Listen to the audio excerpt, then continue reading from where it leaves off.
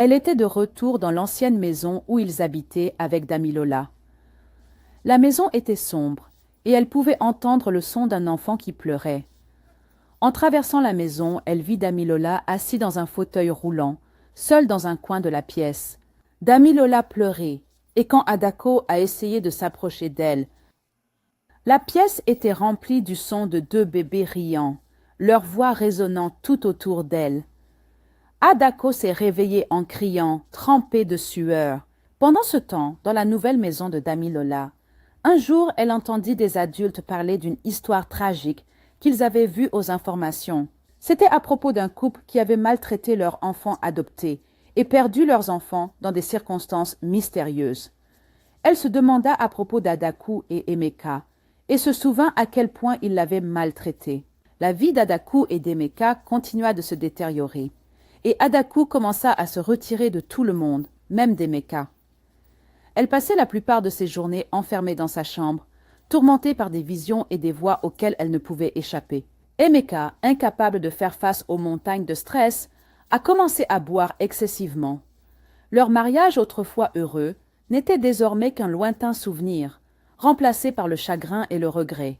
Un soir, alors qu'Emeka était assis seul dans le salon en train de boire, son téléphone sonna et c'était un vieil ami.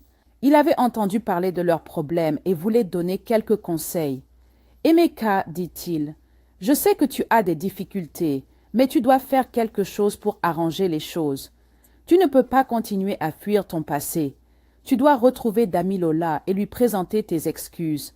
Assure-toi qu'elle te pardonne et prie sur toi et ta femme pour que ce refrain soit rompu. » Un fabricant savait que son ami avait raison. Il avait évité la vérité trop longtemps, prétendant qu'il pouvait échapper aux conséquences de leurs actes. Il décida qu'il était temps d'affronter ce qu'ils avaient fait et d'essayer de réparer leurs torts. Le lendemain, Emeka a suggéré à Adaku de rendre visite à Damilola et de demander pardon. Adaku était hésitante au début. Elle savait qu'ils devaient essayer quelque chose. Alors ils ont fait leurs valises et ont entrepris le long trajet de retour vers la ville où Damilola vit maintenant. Lorsqu'ils sont arrivés chez Chidi, ils étaient nerveux et incertains de ce à quoi s'attendre.